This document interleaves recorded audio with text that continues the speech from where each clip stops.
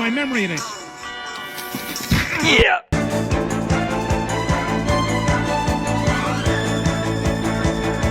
Stormed the Capitol on January 6th. Ball game. No one was asking for a 3.5-hour film about a mid-century designer on 70 millimeter. But it works. Adrian Brody. What? Brady Corbet. The Brutalist.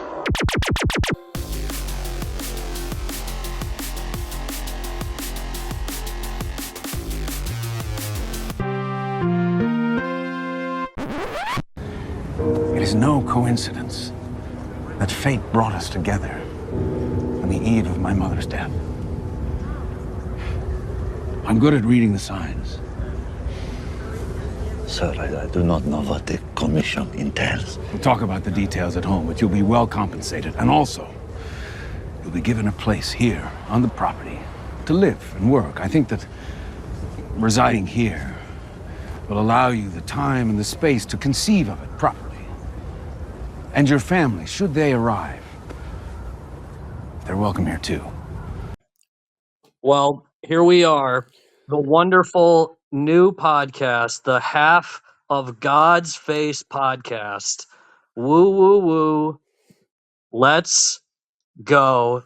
Austin, I'm very angry at you for arguing with me in a rude way about the other podcast name I had. You said, and I quote, "You're a moron, Zach. You should go eat dirt and kill yourself." What do you have to say about that? Yeah, I mean, I don't know why you're waiting. Okay, well, so I wanted to name this. Jesus I Christ. wanted to name this like miscarried fate or something, but you know, I don't know. Half of God's Face is reasonable. I mean, if we'll see if Samson gets this music to us, but it would be great if he could have some like Heinrich quotes from Possession. That would be good. And if this episode is released and that actually is what is fulfilled, this is going to be a funny first minute of me analyzing what I'm about to tell Samson to do. But Heinrich definitely has some good quotes. I'm trying to remember them off the top of my head, but Anyway, we'll probably do a Possession episode by kind of by obligation, as far as that being one of our main movie conversations over many years. But yeah, I figure this will really just be. I mean, it's mainly about the Brutalist. We can do more like Oscar stuff, like the closer we get to the awards. But we could go either or as far as what to talk about first. I feel like they're kind of connected, obviously, just because these two topics. Because I'm actually, really hoping that like the Brutalist wins the major awards. But it's interesting. I feel like I'm seeing a lot of our friends just absolutely hate the movie. So. Sure. I don't know. Sure. I don't know why that is exactly, but I mean, I think I don't know. I think this movie is just a lot more controversial than I was anticipating. I don't know what your reaction was, or what did your girlfriend think of it? Yeah. So, that's interesting because the first time that she saw it, it was my second time. We went to the Valley View Cinema, and basically, we got there at like 15 minutes late, and I figured, obviously, it wouldn't be that big of a deal because previews, right? Yeah. And no, we legit missed like the first 15 minutes of the film, and like it was a nightmare because I was upset. But I would be. Well, I mean, I literally think like the first 5 minutes are like some of the best.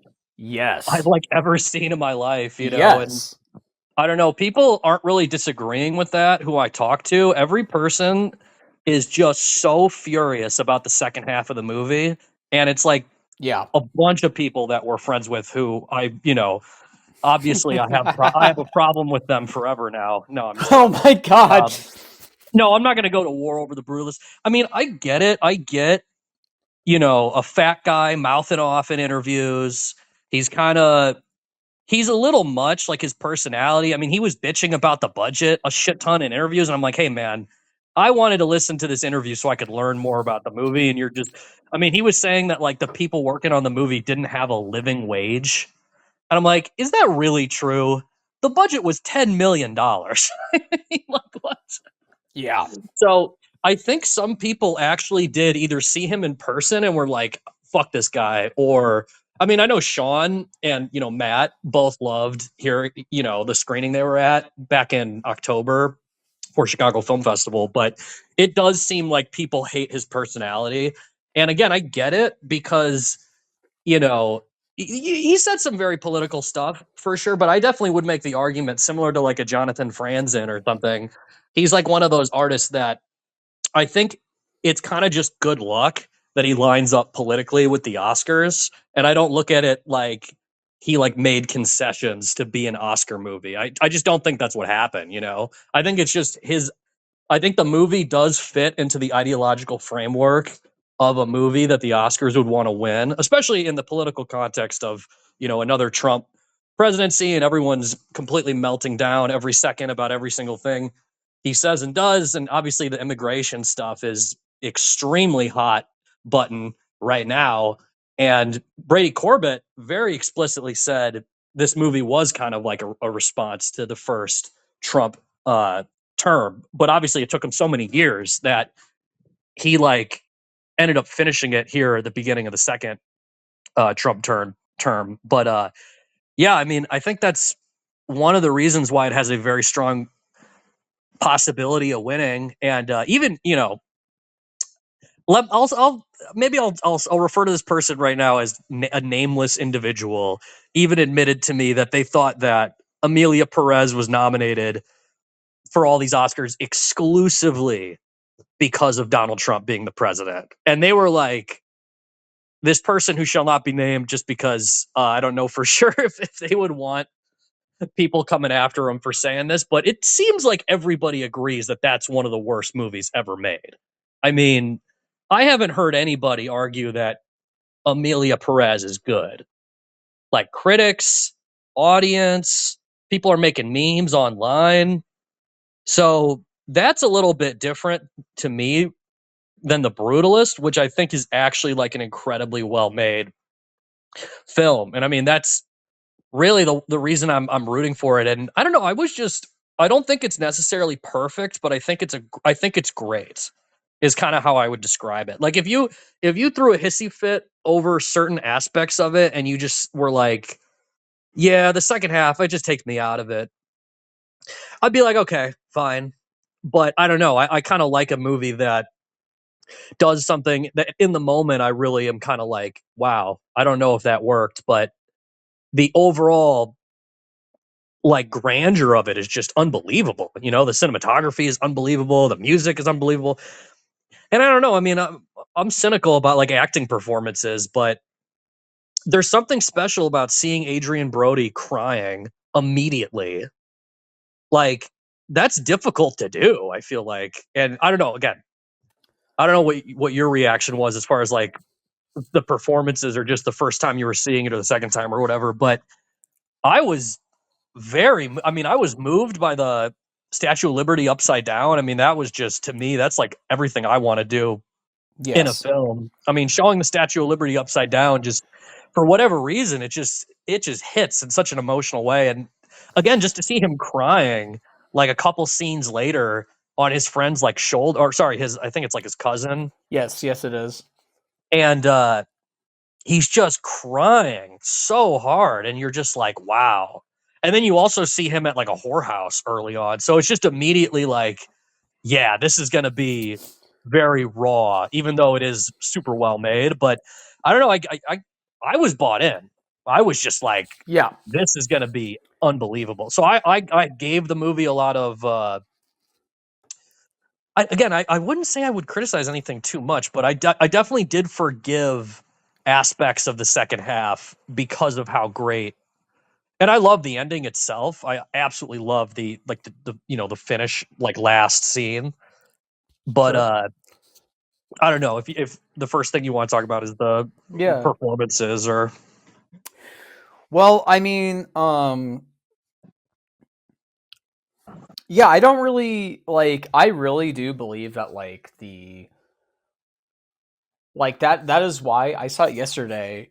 My girlfriend and I saw it yesterday, but we only saw like the first half because she missed that first 20 minutes. You know what I mean? And I do really feel like this perhaps is maybe a bias, but I love when films delay their title sequences. Oh yeah, It's yeah. just I mean, it's that's another just thing. it's so great. The credits are just like.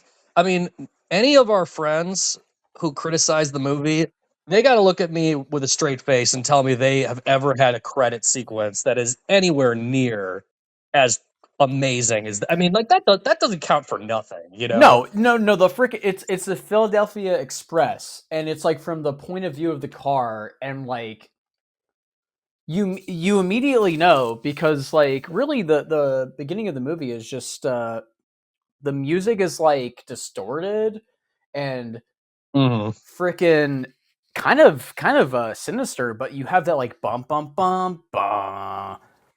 Yeah. Like you were saying about the Well, it hits excuse you me with the the most dramatic like arc of and I don't think it ever replays that. It make the movie hints that it's going to bring that back. I think is kind of what fucks yes with it does. people because that's such an astonishing sequence with the voiceover and I mean the fact it's in Hungarian is so eerie too because it's like it really is Yes. almost like a Bellatar type of thing. The fact that like the voices. I mean, it literally sounds like the Werkmeister harmonies at times.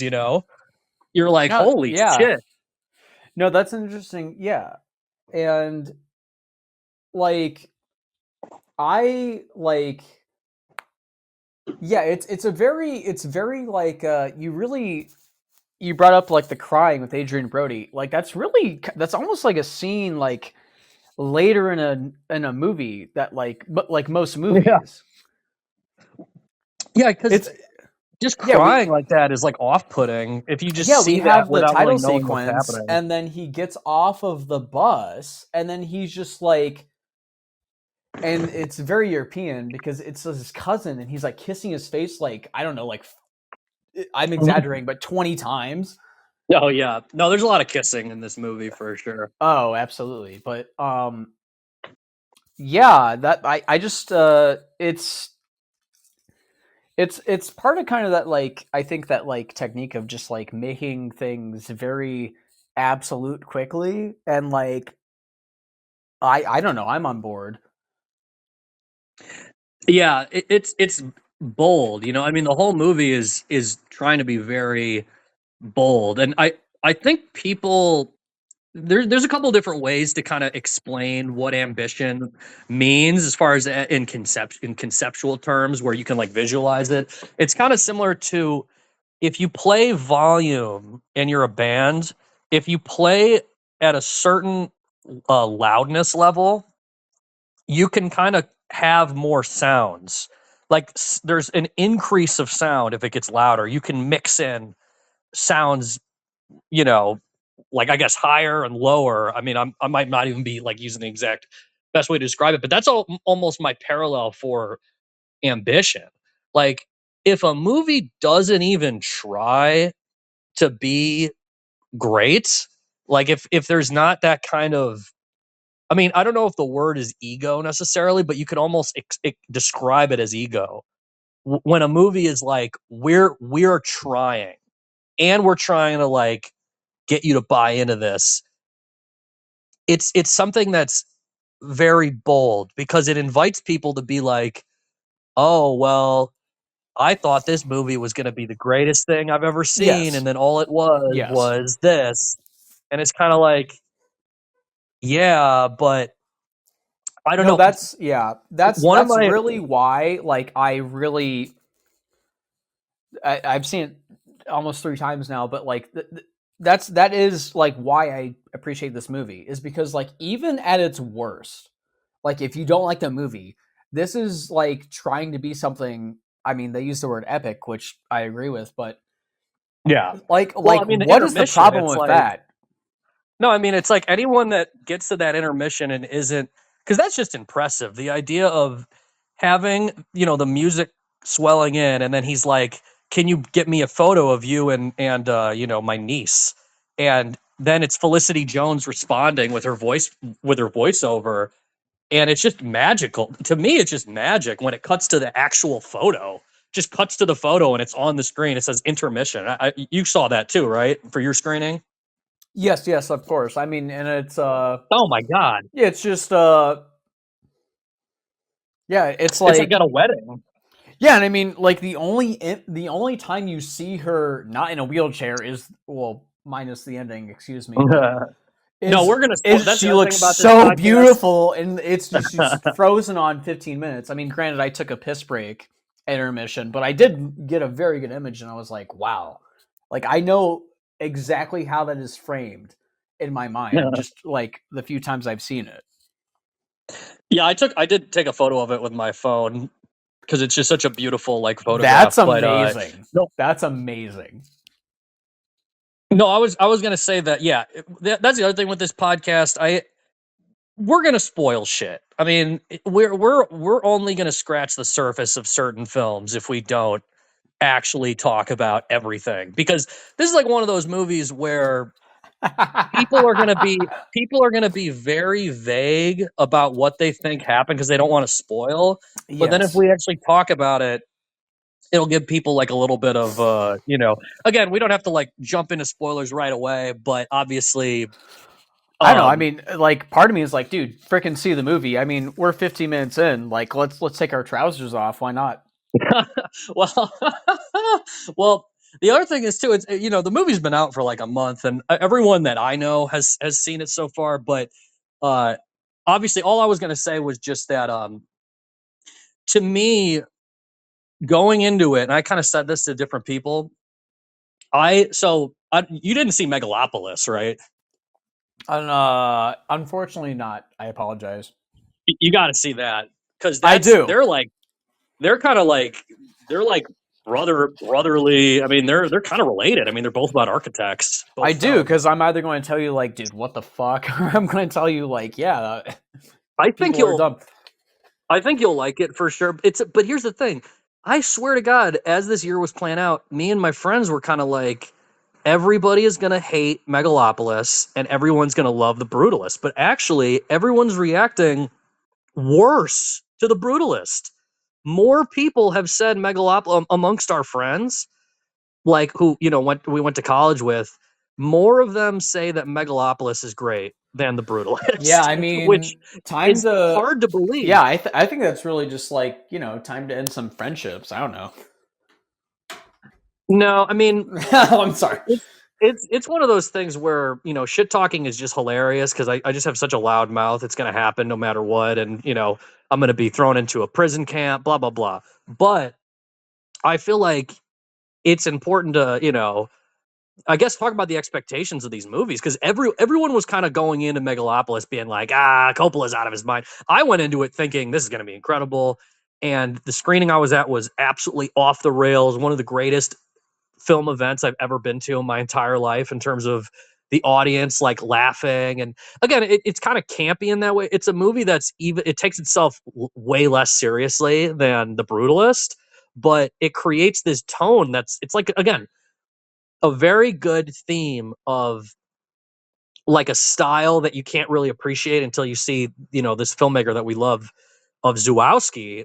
Um, One of the best things about him is just that he kind of shows that you can do the over the top style, and you can make a film that's, discordant or dissonant and is hilarious and is also insane. And there's a ton of shouting and there's crazy violence and sex sequences and divisive moments, but it's also fast paced. And Megalopolis is definitely fast paced. In my opinion, I mean, I don't know. To me, it's a blast. But it's a similar thing, to The Brutalist. Like, I think there's room for criticizing both films, but I think if you're gonna sincerely say one of these movies is absolute trash, I at least can understand someone being really negative about Megalopolis because it's so wild. It's so funny and like experimental, and there's just 10 different things I've never seen in a movie ever, all in this movie. And for some reason, that means the movie is bad, but whatever.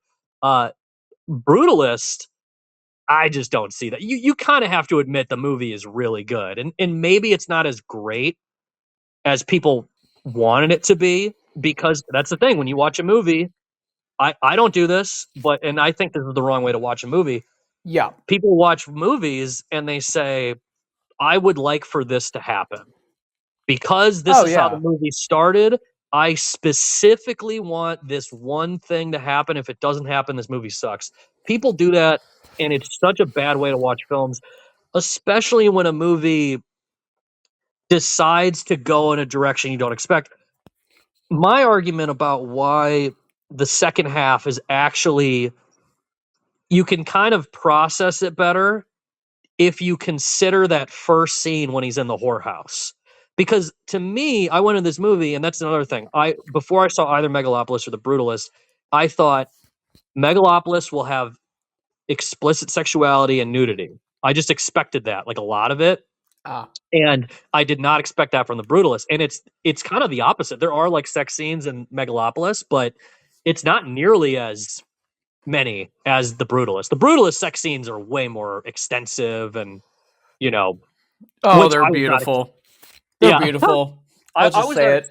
I was not expecting it, but I truly believe that movies or art that lean into being divisive by featuring sex scenes, I usually think that is an interesting quality. Obviously, I'm not going to generalize across, you know, good and bad like films and all this stuff. Obviously, there are examples of sex scenes that are bad in film and in literature, Fair. but when a sex scene is like provocative and it's kind of uncomfortable and Oh, it's like that. Yeah. longer, and then it comes at a moment where you're really not expecting. So basically, he has that scene in the whorehouse early in The Brutalist where I'm like, wow, I can basically see his dick right now. Like, this is pretty wild. And I think that scene really tries to tell people, be prepared. I think that scene is kind of like, listen, there is a psychosexual dynamic to this movie. Like, this is But not gonna but be a there is. PG-13 movie. Yeah, and But it's there hinting is. at that. Yeah. So then once you get past that photograph in the movie and his wife arrives in America, that scene when she gets off the train, that's Oh my almost god. something out of, yeah, that's almost something out of like Fassbinder. That's I mean, that so might, devastating. It's so devastating when she's in a yeah. wheelchair. Oh my No, I swear to god. God, bro, that literally reminds me of scenes out of like Berlin Alexanderplatz or 8 Hours Don't Make a Day, which again, two movies that the people who criticize The Brutalist have not seen outside of a couple people. But not to shit talk, all of our friends are not going to listen to this. But anyway, those are two movies that I think Fassbinder comes out strong there when he's, this crazy tracking shot, and just the idea of introducing a character so deep in the movie who becomes such a fixture. I mean, the first time I saw it with Matt, and he was like, "Oh, Felicity Jones is amazing," and I was like, "Oh wow, she wasn't even in the first half." And then for her to uh have such a presence in the second half is like, holy shit. well, to be fair, who to anyone who might listen, who is Matt? That that is a side note. I apologize. Yeah, I wonder. Yeah, I'm sure Matt might listen to this, but yeah, it's I don't know. I think there's a mixture of this that made people furious because I think they were just kind of like, okay, I don't know. I think that's the second half. There are so many. I think there's two sex scenes between Felicity Jones and Adrian Brody, and then he's doing heroin. Oh, well, I mean, the like that's another thing is when it's like the first night they have to each other, she like licks her palm and she starts giving him a hand job. And it's I've seen it a few times now. The first time I was like, this is the most uncomfortable thing I've seen. Well, it's like out of the master. Sure, that's another thing. Because the But movie, that's the other thing is Brady Corbet is very clearly in the shadow of Paul Thomas Anderson. Like if Paul Thomas Anderson was never born, Brady Corbet would not have made this movie. But I don't necessarily think that means that Brady Corbet sucks. You know what I mean? no, no, no, no, no, no, no, no. I think it's a good style to like. I mean, especially on film and all this stuff, and like with the music and having intermission, like really traditional film type values. It's just amazing. I mean, if anyone's going to copy anybody, copying PTA is. I've not seen anyone really do it, and It's well, you sexy. know, It's but sexy. No, it is. yeah, I mean, that's definitely the interesting thing about some of the sex scenes because um the fact that she's like in a wheelchair and the fact that she's like you're mad at me type thing, and you already saw him I love and you, you cow. That was like, yeah. I love you, you cow. I don't know like what people are supposed to expect with humor in this movie because that didn't get a laugh. Yeah, that's what's weird, man. Is the other thing is whenever I see these films like this at Music Box, it's just like the most electric energy. It's like people laughing like really hard at every big moment, Yeah. and like I mean, the first screening I was at was like totally sold out, insane. And then I went back and there was less people, but it's the same thing. It's like all those moments like get huge laughs, and Yeah. I really think if you as an individual go and see a movie at AMC or some shit, or if you go and see something at a normal theater and you walk out and you don't really laugh at it because no one else in the theater is laughing, that can change Yeah. your opinion on a film. I mean, the No, I get experience that. of I mean, and I do. I envy your Chicago residency because, like, I would imagine you said you saw it at the Music Box, right? yeah. Yeah, I mean, I saw it at like some theater, and granted, it was sold out in IMAX, but like, I was laughing at all these parts, and no one else was laughing. And then when another whole thing that we haven't gotten into, but Harrison says like, "Oh, this is why I don't do business with Italians." That got the biggest laugh, and I was like, "Yo, that was funny," but like, Wait, what? when was that moment again? It was like when they're getting marble in Italy, and he's like, "This is why I don't do business with Italians." And he says they're the S word Yeah. of Europe. Well, yeah, that was hilarious. Right, but that was like the only laugh I got at my sold out screening, and I was like, "Yo, what?" Oh, really? There was no laughter outside of that the whole time? Really not. I mean, there's so many. That's weird. I mean, to me, unfun like weird moments, like when the jazz scene That was pretty when cool, he's like yeah. snapping his fingers, and then they show him after he's done the heroin. I like uncomfortably laugh in that. It's horrifying, but Adrian Brody looks so out of his mind in that scene. It's just funny to me. Like he's just sitting there like, well, this lady's like kind of just kissing his cheek very, I don't know, despondently, whatever. But that to me is Yeah. fun. Anyway.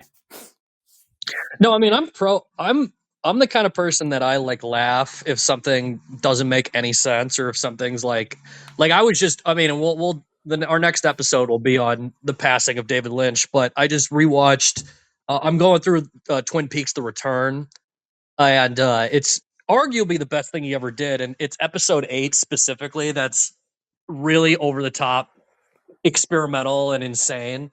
And it was just cutting to like colors and lights, and I was like in my apartment just laughing like literally like a crazy person because I just like I love it. I love like really insane moments or stuff that I can't like describe. So I feel Yeah. like laughing in general is good, and it is a shame to see that people have kind of become docile going into the theater, partly because there's no comedies that are even coming out. Like the comedy genre has so gone away compared to when we were kids, you know.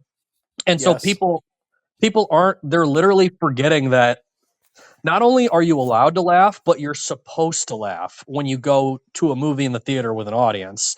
And it troubles me, when I see like certain movie when I hear about certain like people seeing movies, and you know, like I'll hear about someone seeing Licorice Pizza, like when that came out, and they'll be like, "Yeah, nobody laughed like the whole movie," and I'm like, "All right." I mean, like What? you're like this is getting a little like if I was in the movie theater alone, I would be laughing. I mean, like this is I don't know. I don't know. I'm You not don't trying to need other people in the theater to feel like you have to laugh at something that is like very funny to you.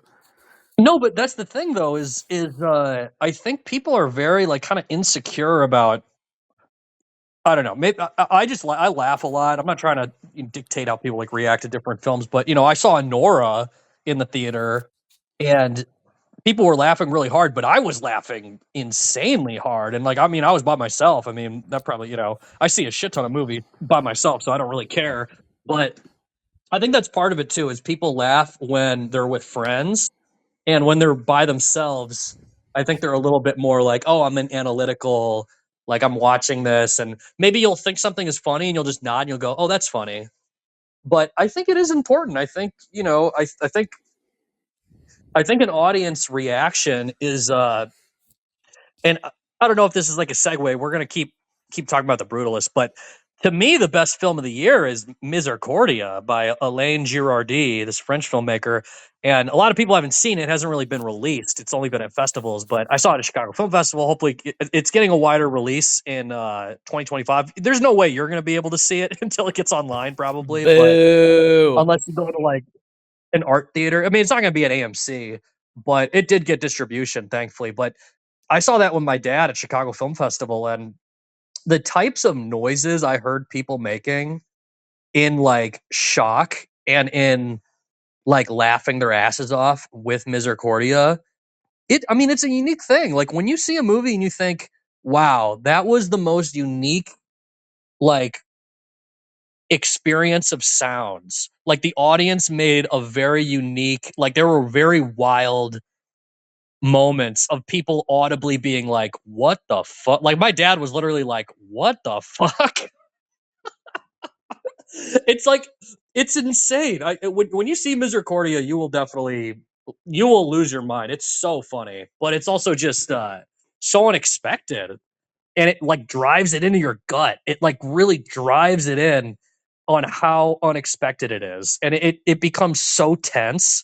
You're like watching it, and you're like, oh, this is kind of like this. Like this is a weird movie. I don't know what this is about, and then all of a sudden, it's like unbelievably tense, and you're like anxious like about the main character, like in the plot. You know, I'm being very vague, like intentionally, but it's a special thing seeing a movie in the theater and having people like really wrapped up in it. Again, I mean, obviously, this goes without saying for anybody that would have interest in the Brutalist. I mean, it goes without saying, you know, see this movie in the theater. I mean, that's kind of, you know, you already saw it a couple times, and I've seen it a couple times, and you know, I saw Megalopolis 3 times in the theater. Like, I mean, I saw Licorice Pizza. Like all these movies I'm talking about, is if they get a big reaction and you're in a screening, it's probably a good idea to go back, just because it's like it's rarer and rarer nowadays. You know, for a real experience like that. Yeah, I mean, even like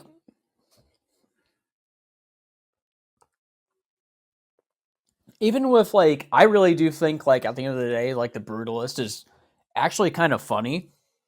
Oh yeah, it's hilarious. But like it's just like it is confusing like when people will laugh at a movie. Because there are like you know the scene when he's talking to his cousin Antilla and he's like you know, is she a Gentile? And he's like Catholic. We are Catholic. We're Yeah. Catholic. I like that. I think that's funny how he's just like, Yeah, my audience laughed at that part as yeah, well. no, I was the only person with the 3 viewings. I was like, yeah, I was like smacking my knee because I think that's like funny that like in a twisted way, you know, you come from this escaping the Holocaust, and then like your cousin's just like, yeah, I'm Catholic. Like that to me is Yeah. funny. Yeah, Adrian Brody, 2-time Holocaust survivor, like Nikki Glazer said. Oh, that was a quick snipe. That was beautiful. No, I like Adrian Brody, but yeah, I really do. For me, this performance, I definitely. I mean, I haven't seen the Pianist in a long time, but Yeah, I think this is definitely the best performance I've seen from him. it's really got to be considered because it's just there are so many scenes where obviously he is very emotional in a lot of scenes, but like there are a bunch of scenes where he is emotional, but it's so subdued and like under the at least the context of him trying to communicate with people from like a different country. You know what I mean? Like Right. they're like, "Oh, like what was the war like?" Like that's a crazy question to ask somebody who just like escaped the Holocaust, but Yeah. you're like this rich person. You're like, "Oh, like what was it like?" Like that's crazy to me. Which is funny too, because weren't those the rich Jews that asked him that too, and ended up being Yeah, no, it's it ended even up being more. people It's that even helped him more. too. Yeah, So it actually ends up being like even more like nuanced than just someone who's like ignorant and doesn't help him. yes, It ends up being like an actual no. Because what I was going to say about the performances was in my screening, the first time I saw this, Guy Pearce was killing. Like yes. the crowd in the first screening I was at was eating out of the palm of his hand to the degree that it might have been the hardest I've seen an audience laugh at a performance of any individual performance in a movie in a long time. I mean, I can't even think off the top of my head of a performance where I was like, wow, this one. Well, actually, the Russian dude in Honora, he was also killing when I saw that at Music Box. The young Russian dude. Oh, he's incredible. But yes, Yeah, he's hilarious. Yeah. But no, Guy Pearce was like, and also definitely did have like a Daniel Plainview type of like voice. And oh, very like extraordinary, yeah. loud. Yes. Well, I think it's interesting having Brits play these like high class people and then having Adrian Brody play an immigrant and he's American and they're fucking British. But That's it's interesting.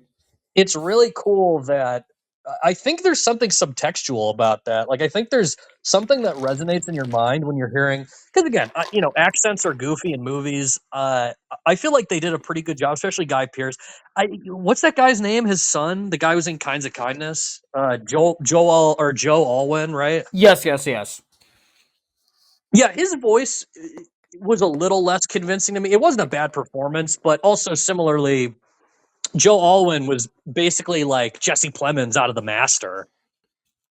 He's definitely like the most. Yeah, that and It's hilarious that I can just point to every character and be like, "Yeah, this is kind of like out of all this Paul right. Thomas Anderson No, it film." is very like similar to like like the relationship between Van Buren and Toth and Philip Yeah, Seymour Hoffman and Joaquin Phoenix, and then like the people like following them like up the hill and shit, and yeah, but yeah, like it's definitely like there might be like a disdain there for like Harry Lee with his father, well, you know what? similarly to the Master. Excuse me.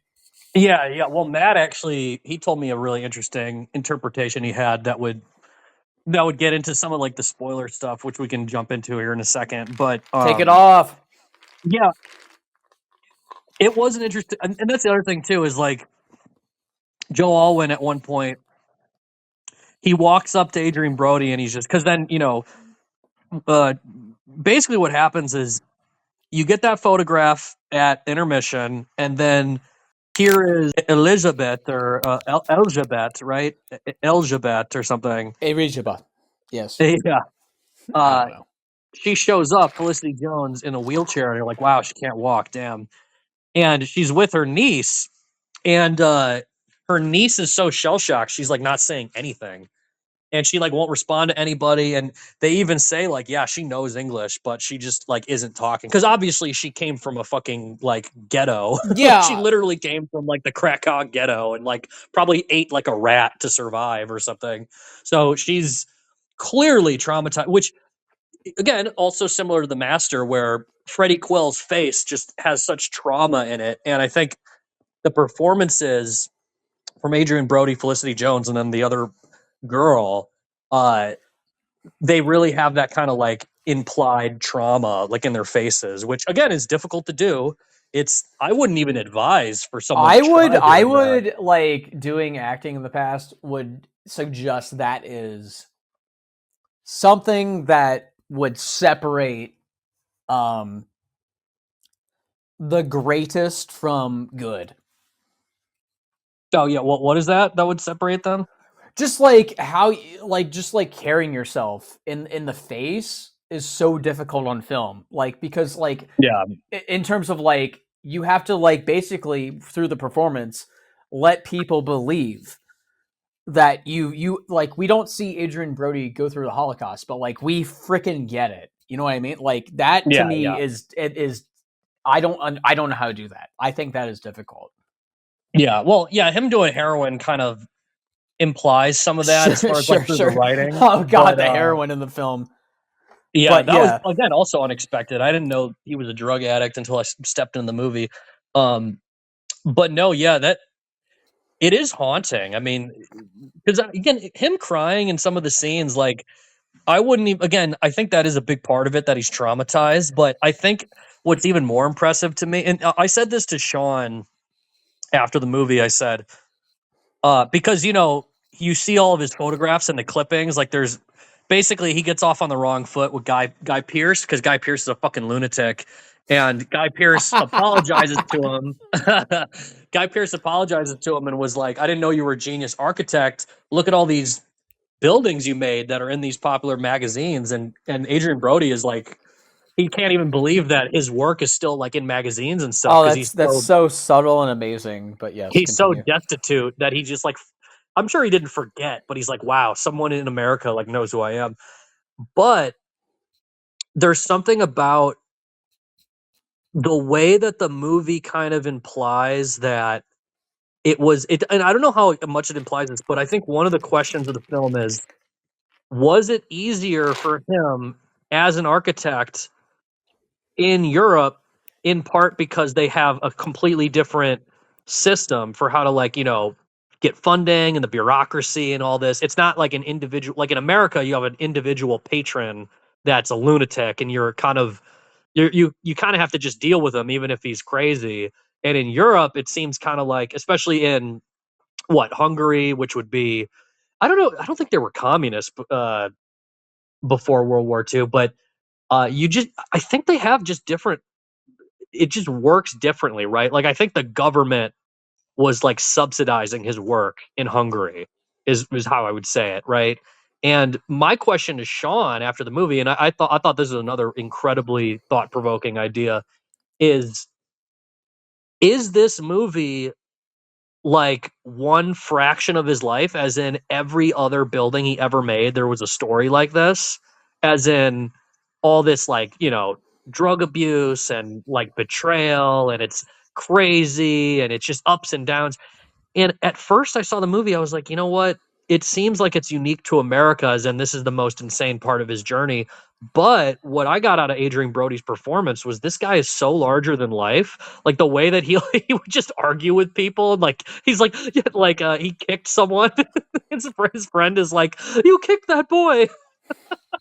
Then you go too. You go too. Yeah.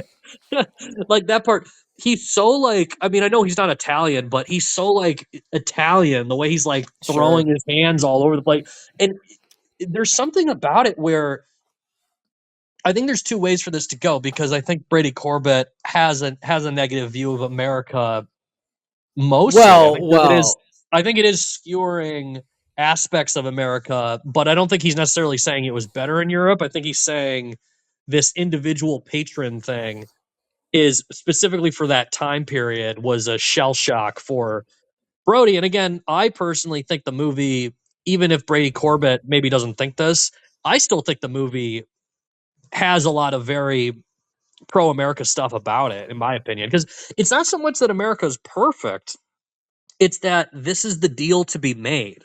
America is the deal that gets made. It isn't a utopia. And I think that's reasonable. I think that's reasonable to say, even when you're talking about whatever. I mean, obviously, the first scene in the movie is invoking this idea of the American dream.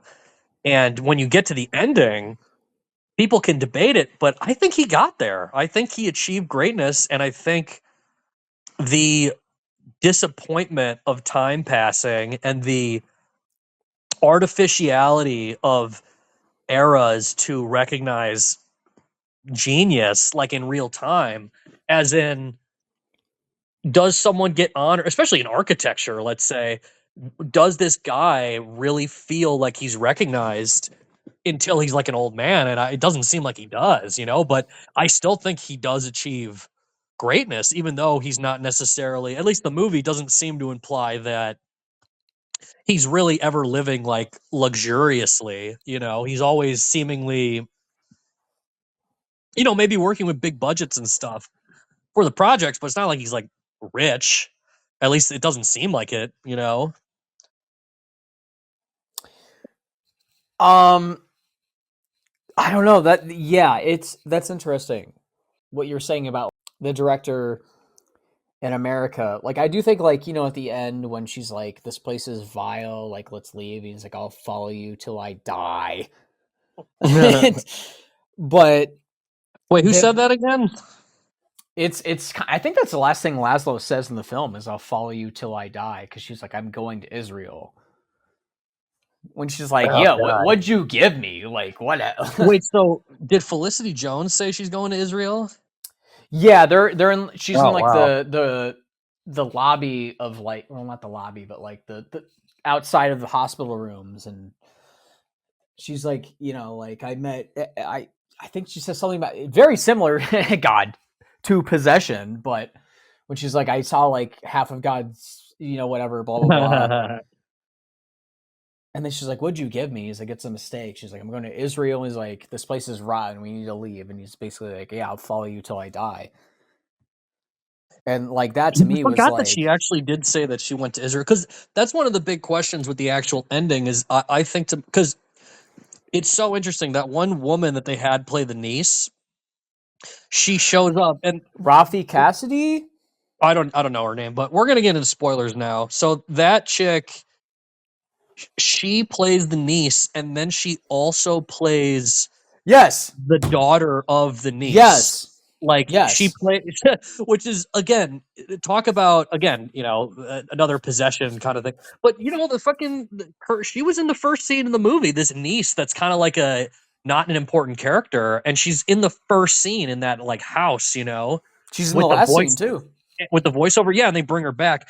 That was, I thought that was incredible. I mean, I think when you have a person play multiple characters in a movie, I always like that. I think there's a convention there that kind of thing, that trope shows up in a lot of different films where it adds a different like wrinkle to like what's going on, because it's enough of an unimportant character where you're kind of like, why is she even in the movie? But then when you get a completely different actress to give that monologue at the at this like retrospective for Laszlo Toth's work, it Yeah. really makes sense to say, fuck it, get another woman. But I was confused as hell, because Matt even said it to me. He was like, yeah, she's not, because I was like, oh, she's like, who is that woman? Was that like the sister? And then Matt was like, no, that's the niece grown up. And I was like, whoa. And then the fact you have the woman who played the niece in that scene is kind of like confusing, but I think it was cool confusing. Figuring that out was cool. Well, on a pop culture level, it's Yorgos Lanthimos' wife. No, are you serious? Yeah, Adrian. I God forget how to damn say it! her last name. That's the older version of Jofia at the Oh end. no, sorry. I thought you were saying like the actual niece was his wife. Oh no, but her like older No, yeah, when yeah, she's that's giving the right. speech at, yeah. That's where I've seen her before. No way. Okay. No, I was about to say some other things. Yeah, when she's like, "My daughter," I'm like, that is the same freaking actress, I swear to God. It doesn't No, that say is true. that Yeah, because she's in anywhere. It doesn't Dogtooth, say that right? anywhere in the credits. Is she in Dogtooth? No, she was in She was actually in one of Yorgos's films, she though. was in She was the hotel maid in The Lobster, who's like shoving Oh, her wow. junk onto Colin Farrell's, you know what? But yeah, Okay. No, I feel like I've seen her before, but I forgot he was. I mean, I just saw photos of Yorgos like going to like basketball games with Emma Stone and stuff, and I just was like, oh, I guess he's dating Emma Stone. But no, I didn't actually seriously think I that. I have to. just why?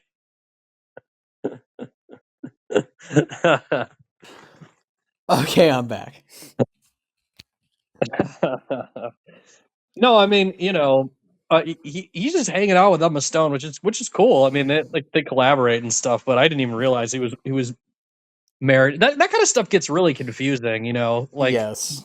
I mean, another movie that was in my mind seeing The Brutalist is Warren Beatty's movie Reds, which is unbelievable. It Yeah. is so great. It is so great. You would lose your mind watching this movie. The acting is incredible. It's basically Warren Beatty in this on again, off again kind of polyamorous relationship with Diane Keaton, and they are. It's Warren Beatty is playing the first like journalist, basically who documented the Russian Revolution. I think it's John Reed or something like that. And Yeah. he's actually this journalist in real life was actually buried in at the Kremlin or some shit. So he was literally like a supporter of the revolution. He was a full on Marxist revolutionary who was American and came over to Russia to follow this and was like literally there for all these speeches from Lenin and all this stuff. But the movie is kind of basically like it's mostly like a relationship thing, and the way they kind of connect with each other and they're both Marxist radicals is like so beautiful. Like they just kind of like are instantly in love with each other when they're talking about class relations and shit. And then Jack Nicholson pops up in the movie, and I think Gene Hackman might be in it. I might be wrong about that, but pretty sure Gene Hackman's in Reds, right? I'm not But sure. there's some incredible actors, and Warren Beatty just has such an amazing style. He has such a like as an actor, he's like so nonchalant and hilarious. Am I just completely wrong? Yeah, Gene Hackman. Yeah, he's only in it for a couple of scenes, but yeah, Gene Hackman, Jack Nicholson, Diane Keaton, Warren Beatty, and again, also a very sexual movie. I mean, like a lot of I don't know if it's like as many like not nearly as explicit as this movie. I had heard for years. I had heard people say that there was a sex scene in Reds that was amazing, and I remember it being like not like a that notable of a scene. It wasn't like Catherine Waterston in Inherent Vice or something, which is one of the greatest scenes ever. But Oh my god. yeah, we're just rattling off so many references. But no, Reds was in my mind. Giant by I think George Stevens, director. You ever hear about Giant? No. I That's have James Dean, one of his most iconic performances, and it was the same place that I'm pretty sure they shot There Will Be Blood and No Country for Old Men. Like I think it's Marfa, Texas, or something, or Martha, or something like that. definitely Texas. But yeah, that Giant is like an epic about a Texas like Texas families, and the cast is just unbelievable. It's like James Dean, Elizabeth Taylor, I think Rock Hudson, and then I have to double check all the time. Yeah, Rock Hudson, and then Dennis Hopper is in this movie from the 50s. Oh. Yeah, it's unbelievable. But those are the two movies that come to mind where I'm like epic 3.5 hour movies about all these different like people and larger than life characters and blah blah blah. So I mean, again, even the fact that I'm bringing up these other movies, to me it really adds a lot of weight to why The Brutalist is a great film. I mean, to even be in this conversation And again, I don't know. I'm not sure how many people I've even seen like compare this movie to Giant or Reds or something. But I mean, it's just like in my mind immediately. I'm like, man, this is like if I was seeing Reds in the theater. Like that's kind of how I felt seeing The Brutalist. I'm like, this is like if I saw Reds in the theater when it came out. Like kind of like electricity in the air. Yes. So yeah. Anyway, No, I mean, well, to that point, even like if you don't think The Brutalist is a good film, or it bothers you, or they're like the second half wasn't as good as the first half, etc. yeah, It still should be honestly celebrated because dude, okay, it has an overture, it has an intermission, it's 2025, and it's 3.5 hours long. And you told me in previous text messages before I saw the film, it takes risks. yeah. If that's not like honestly, I really think that like it isn't hyperbolic to be like, yeah, this is really in terms of American epics. Not in terms of like how great of a film it is, but like this is like this should be like, oh, we got to see this on 70. We got to see The Godfather. We got to see 2001. We got to see Vertigo, etc. Like I really think that. Well, I hope. Gosh, I hope It's gonna age really well. I think. I really believe that too. I mean, like honestly, it's so immediately telling you that it's an epic movie, and some people think I don't care. Like some people that I've heard is like that's pretentious. I don't care. I don't care. It doesn't. I am immediately as soon as bum bum bum bum. Like I don't care. I'm in. And sure. Like maybe I do like personally. I still hype this film up because I love it. But like maybe I do say yeah. I do like the first half more. But like no, I'm in. I'm invested. So I am. what I'll You got me. Yeah, I think the ending itself is incredible. I love the going to videotape. It's just such a Yes, wild it's crazy. contrast, and the fact that the credits are like sideways is just absolutely unbelievable to me. It's like one of the coolest.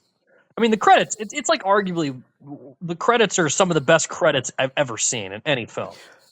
And great point. It's like great point. it's crazy that people don't even bring that up when they talk about the movie. Anyway, when we're talking about the second half and shit, right?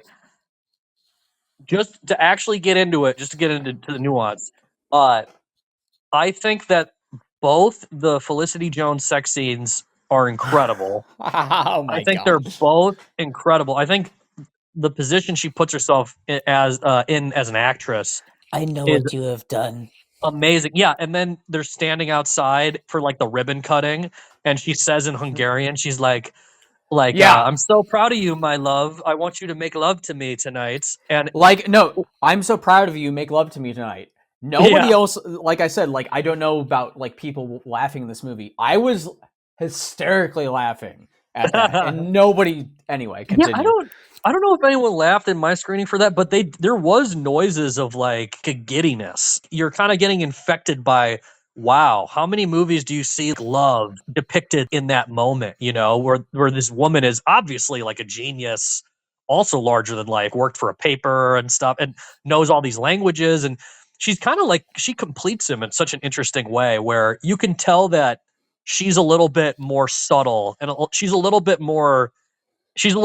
cooler headed. Oh God, yes. She's a lot cooler headed. It's over. It's over. She's like, yo, chill out. This guy's gonna fucking like, he's gonna be cool. He's gonna like get the money. Like, yeah, she's cooler headed as part of it, but then she's sophisticated, as in she has a very deep understanding of him as an architect, which again, I think that's kind of being forgotten. Again, I haven't really seen anyone, talk about the movie super explicitly like online, but it just seems like that's being taken for granted, how unique their kind of beautiful relationship is. Again, someone could really cynically watch this movie and they could go, oh, she's in a wheelchair. That's, trying to get Oscar attention. It's did you ever see I think it's Drive My Car? Sorry, yeah, that was like, one of the foreign films that like people were like Yeah, yeah. very. It actually got best director nomination and like best picture, I think. Oh my god, okay. But yeah, I'm pretty sure. I'd have to look that up. I'm speaking too fast that sometimes I have to Google just so I don't sound like an idiot when I'm completely wrong. But I'm somehow right. But there's like some sign language sequences in that film that are just absolutely incredible, and it's a similar thing. Do I think the Oscars like people that are crippled, like characters? Yes, they do.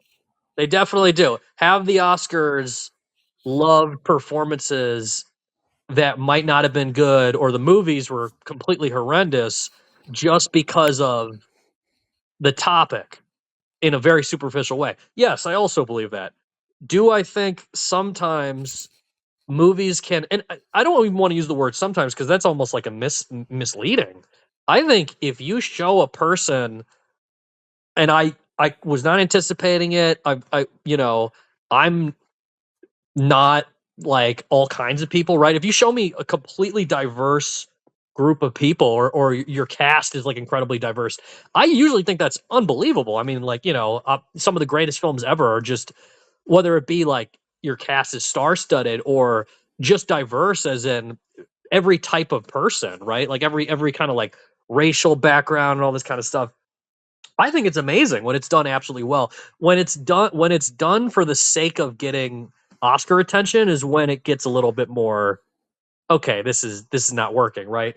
But when it just happens to work, like in the brute, I mean, if there's any reason to put someone in a wheelchair, it's that they're malnourished from the Holocaust. That's a pretty good justification for that. But I do wonder if people rolled their eyes about her being in a wheelchair, because at no point did I. But like we're talking about the second half, I think she's amazing. The two scenes that I think are very much up for debate. There is a scene when Guy Pearce, bum bum bum bum. I'm trying to like lead up to this. I'm just gonna say it. Jesus. Guy Pearce, let's say he takes advantage of Adrian Brody, Yeah, that's good. and it's it is a little bit like, did that really need to happen? I'm not so sure that I can definitively say that the movie is better for that specific plot line, but I also think that this heavy-handed idea of the patron actually wanting to fuck the guy that he's like, giving all this money to, Yeah.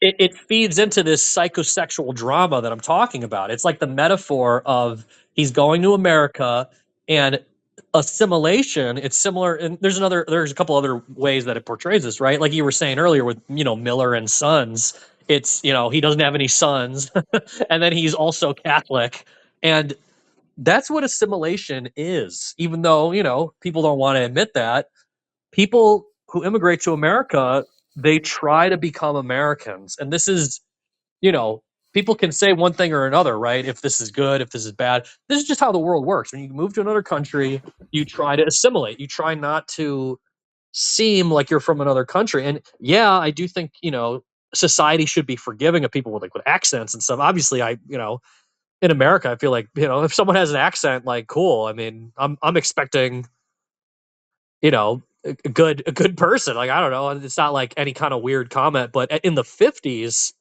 that was just a totally different thing. Him having this thick accent was really off-putting. And I think the movie depicting that could make people a little bit annoyed, because people would think, oh, this is just a movie saying that, like, Oscar talking points. But I think it's historically accurate, and to assume that assimilation is as easy as learning English and living in America, that's not really what it is. Brady Corbet says assimilation is a psychosexual proposition. It is again, I'm not going to go as far to say Yeah. the hard. I'm going to dance around this key word that is very harsh that is in our heads right now. And I don't quite know if Brady Corbet is saying assimilation is like getting taken advantage of in this very one-sided way. It's more like kind of connected to that Felicity Jones scene when they do heroin. it's Well, it's kind of yeah. like that's kind of like what assimilation is. It's all of it. It's this huge mess, and then something crazy can happen. It's not so much that assimilation is you're getting dominated, but it is kind of like sleazy. Like it is you're kind of like selling yourself out in a way to assimilate. And selling yourself out, it could actually be something like you're out of your pain medication and you take heroin instead. Yeah. So it's kind of fun in that way. It's kind of exciting to be sleazy and to do heroin and speak Hungarian and fuck your husband. Um, it's kind of like that. It's kind of sexual. Like it's kind of gross. The fact that it has to be this intimate, like the fact that he has to live on this guy's property. It kind of seems like an eye roll for him. Like, all right, I guess I'll live on your fucking property too. It's a little invasive. It's a little bit. It's a lot invasive. And where I get with it is I just say to myself, that's what I think the movie says. I think the movie is saying this is the deal to be made. And I asked Sean about this too. I think I probably asked you. And I really do wonder what this movie's opinion is of America. And I think there's like some cynical aspects of it, but I really think the overall takeaway from the work itself is this is the deal to be made. If you got a deal on the table and you're fleeing from Europe and you're an architect and blah, blah, blah, what deals can you even get? I mean, he couldn't get any deals post World War II, as far as there's not very many countries that would take like a Jewish refugee. And, the movie doesn't really get into so many specifics on how he actually like got in and all this stuff, but it is kind of like, yeah, it is kind of like sleazy. It is kind of like high maintenance. America, the partnership with America is high maintenance. There's a lot of drama. That's yeah, that's that's so much. I love that. No, Yeah, because that's how I like look at yeah. it. I don't look at it like he's just trying to shock you. I think people see the second Yeah. half and they're like, "Oh, he's just trying to shock me now. Now he's just trying to say No. America is bad." It's like I don't know. He has his dick out 5 minutes into the movie. The movie kind of tells you that Well, I there's gonna mean, be like crazy sex scenes. Like it does. yeah. Really, I this is kind of parallel to it, I guess. I really noticed the second time I saw it. It feels like I feel like he's only like really interested in like a sexual relationship if he's like on heroin. Because I'm assuming at the beginning he didn't do anything when he was with the prostitute in New York. Yeah, that is interesting. Well, Sean said this about that. He said, uh, it's because it wasn't his wife, and he like Yeah. couldn't like. That seems to be like the implication, but it could be the drug thing too, like you're No, saying. I mean, and obviously it would be reasonable to like want to do heroin after during the Holocaust, but when he's in Pennsylvania and his cousin's wife is like Yeah, that was he's like weird. dance with her. It's like he's like I don't dance. Yeah, you can. Like you're freaking tap dancing in the book room. Like obviously Adrian Brody's character in this movie can dance. Like he's just not to me in retrospect, he's like not high on heroin. He's like I'm not freaking dancing with. And That is an I interesting had point. my girlfriend was like very like I didn't like that though. Like he wanted his wife to dance with him. I'm like, well, to me, I know some European people, and that seems like very European. Like, yo, dance with, like I've met with people. It's like you should talk Yeah, to my girlfriend. Like, you know what I mean? Like, I'm just like, but yeah, that's something I thought of. He's really only getting off when he's on heroin. no, that's a great point. That actually does That adds in a lot as far as like the context of some of the like sex scenes. That actually is like a really good connective tissue between. Um, I know Yeah, that like is when true. he goes to the porno, he's not doing heroin. He falls asleep, Oh yeah, I forgot and about they the wake up porno like, scene "Yo, too. yo, Mister, the picture's over. You got to leave." Like, No, that's true too. The scene when he goes to the porno is also another example of the movie trying to warn you about the second half. oh, that. What do you mean by that? But I know what you mean. But you should explain that.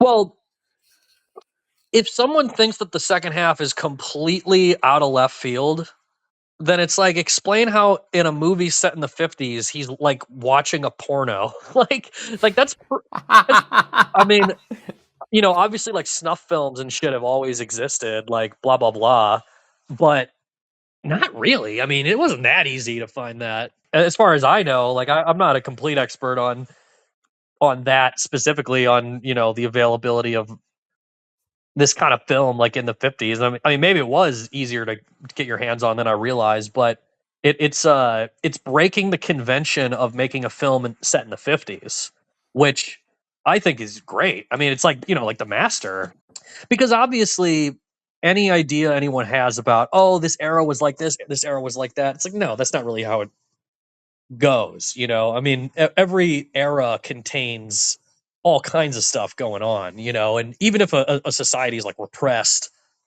or something, it doesn't mean that stuff isn't like going on. And again, there is a conversation to be had about Hollywood film, and I guess the transition between there was never any explicit sexuality or violence for most of the history of Hollywood. Therefore, the form of classic Hollywood was kind of irreversibly connected to innuendo. So innuendo as a like concept, as like a maybe we'll call it a motif or something.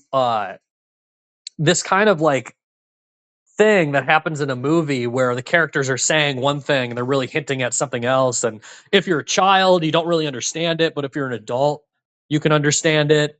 Uh, that really was connected to the form of Hollywood, and there were so many great films made that. And this can also be said about countries like Złowski's from like Poland or something, where there was censorship. And when you have censorship in societies, you make people get around the censors, and they become better filmmakers sometimes just to get around the censors. So that also happened in classic Hollywood. People weren't allowed to do certain things. And there is a debate that could be had of, was the art of filmmaking better off without being able to show everything? Because uh it's an interesting question, and I tend to think allowing everything and showing everything and doing everything you want is amazing.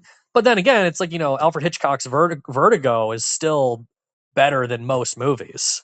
So it is debatable. I think the way I would put it is that the explicit sexuality, it creates a wider range of what can happen. Like a movie can be worse because it's able to do more in the current age, as far as, it's not like it's not like you're heavily censored as far as like showing violence or nudity like you were in golden age Hollywood. But the parameters and the limitations of golden age Hollywood, it made it more consistent. So you can make the argument that the greatest films of golden age Hollywood were the greatest films ever. I don't discount that. But the worst films were not that bad. While today the worst films are fucking terrible. Like, I saw The Substance and I could like hardly watch it. I could hardly watch it. I was like, somebody listening just stopped if they made it this far. yeah, I'm just doing the exact opposite of what someone who loves The Substance would be saying. Why I is would just Zach be talking shit about the substance? I'm just hyping up The Brutalist forever, and then I just randomly am like, oh yeah, The Substance sucks. And it's like pretty much anyone who loves The Substance hates The Brutalist. So it's like I don't even think anyone would be that deep in this saying like I think people usually like, but no, that movie is like a film school person like made that. I mean, come on, that is like the most predictable movie ever made. I mean, The Substance is like boring. I mean, it's way too long. Obviously, I love Margaret Qualley, but it's hard to believe how boring it is for Margaret Qualley being naked the entire movie. But I think if you watch Oh that, my god. I think if you watch that movie, you would be like, "This is trash, but this is fun and funny." You know, it's kind of campy, but I don't know. I like was watching it and I was like, this should be way better. Like whatever you think the movie is gonna be, that's what it ends up being. I mean, maybe I'm being like an asshole, but I feel like it was so predictable. It was like predictable in a way where you're like, really? Like this really couldn't have I couldn't have like been I mean the actual ending was like is definitely wild and I like appreciate the actual ending, but it's so predictable of a movie, like the body horror stuff, and I don't know. I'm not even against like body horror necessarily, but I feel like that genre, if you don't have like an actual complicated psychological component to it, like in like a David Cronenberg movie or something, your movie just you can't even watch it, you know. Or if you're campy enough where you're dying laughing, like a John Waters movie, body horror, yeah, that's great. But The Substance in 2024, you know, going to be Demi Moore winning an Oscar, blah blah blah. I don't know. This is not really cool anymore. Like David Cronenberg and John Waters doing this 40 years ago is way better than this being mainstream now. You know what I mean? Interesting. I definitely did want to talk about the ending. Okay. The more that I've watched it, to me, obviously when, I'm talking about when Felicity Jones, that scene when she comes in and says, your father's a rapist, etc. And he just kind of like dips out. Yeah. And I really think the more I watch it, like maybe his children know or Right. kind of like have some suspicion of his potential homosexuality, or maybe the fact that he has or has not sexually assaulted more than one person. Because in a normal setting, I feel like, yo, what are you talking about? Like, get this lady out of here. Like, yo, and then you're not really, in my opinion, suspecting that like your dad has just vanished from Earth. It seems like pretty Right. quickly his son's like, "Yo, dad, where are you?" And he's like panicking. And it's almost kind of like it seems like in the back of Harry Lee's mind, it seems to me, at least the last time I've seen the film, he kind of has like maybe some suspicion or undertone understanding that his father might not be alive anymore, like very quickly before he even like leaves the house. And I Yeah. thought that I was was curious very, about that very too. Yeah. interesting. I find that interesting. Well, what Matt said was he thought that Joe Alwyn's character was potentially abused by his dad also. That's such an interesting thing because I'm glad that Matt told you that, because like I was talking to my girlfriend about that and I was like, like I don't know, like it's clearly, I think, obviously implied that like maybe he took advantage of Zsofia and or like Yeah, the niece that was like yes. very implied, yeah. Yeah, it just seems like quickly, like it just seems like he's like, yo, I'm gonna throw this girl who can't walk to the ground. And then he's like, yo, dad, where you at? Like very quickly. And then I did read the script because Oh, really? I thought it was interesting to read the script, so I didn't have to like go out and spend money and see the movie again to like take notes. But that is written in the script that I've seen. Right, it's very soon before they cut to the epilogue. Like you hear like a police officer or an investigator go like, "Oh, we see something over here." Some of those shots of the actual finished building were so ominous. when they're like in this, like, I couldn't figure out, there was like water, there's like standing water like in the bottom Yeah, of the it's like the basement like collects the rainwater, which is it really isn't like that big of the film. Like he kind of just says it it's in very passing when he's wild. talking about designing it, and then it's just you see it towards the end, and you're like, this is amazing. But yeah, you were Yeah, saying, because I was looking at that too. I was like, what building just has like a bunch of water, like in the, like, this is like a catacomb or something. yeah, But it's haunting. Like out of like Andrei Rublev or something. Another obvious influence on the Brutalist. ah, You know Andre? Have you seen Andrei Rublev? yes, I have, Yeah, it's like the boy with the making the bell tower in the end. yes. It's kind of like that, where you're like, whoa, does he actually finish? And I was just so moved by the fact that you see the finished building, let alone like the retrospective. But and I was also connected that in with the to connect it in with the assimilation stuff I was saying earlier. The fact that he has to make a Christian building. It is a building for all people. No. We will honor the we will honor the traditions of this town. But yeah, I don't know. I love that. I love that aspect of it, that he was willingly, like, this process of assimilation, like he's willingly making a Christian like monument is very interesting. But Yes. yeah, so did you have anything else to say about the ending specifically?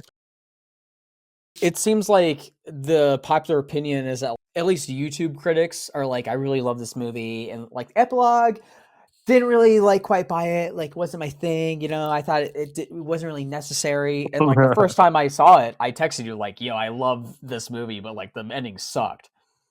And then, and then the second time I saw it, I was kind of like, eh. And then, you know, the more I think, obviously, I'm sure the next time I see it, I'll like it. I probably appreciate it because like the last time I saw it, I just saw the first half of the movie. But even if like I don't necessarily love the last, I don't know, 10 minutes of the movie as much as everything else, in a simplistic term, or like I don't know, like a film critic perspective, it is kind of Mhm. silly to like dislike the last few minutes of a movie and then judge it. But I really do think, like you were talking about earlier, like what people want out of it. Like Right. I Well, want the epic score at the end, but like that's yeah. not like I really Well, I love really that do song. appreciate it. I thought the switch up was like electrifying, Well, even though I get like wanting like that swell, but it's warranted, it's warranted for people to want to. I think it's very warranted if a movie doesn't have a good ending, that it can ruin the movie and it could keep it from being great. I think the epilogue is great, and I think it was transcendent. I think the credits sideways, all that is great. Where I get with it is, I think the one specific scene between Adrian Brody and Guy Pearce that we've been talking about, I still am not positive that really needs to be in the movie for it to still be great. And then her confrontation of the family is a little bit like, and then her getting like shoved out and like carried out. It's like, It's so abrupt and like insane and intense. and I really saw those scenes and I was like, I don't know if this movie's going to pull this off. But I thought the epilogue was so magical that I was like, fuck it. I don't think this movie is perfect, but I think you can make a movie that's great, and you can still question yourself. Because again, I'm not even trying to say, hey, I think this movie like totally should not have this whole plot line. Where I get with it is, I don't know if you can really defend it as being 100% necessary. Like, I feel like the whole movie still works if you completely take that out. But like I was saying earlier, a film that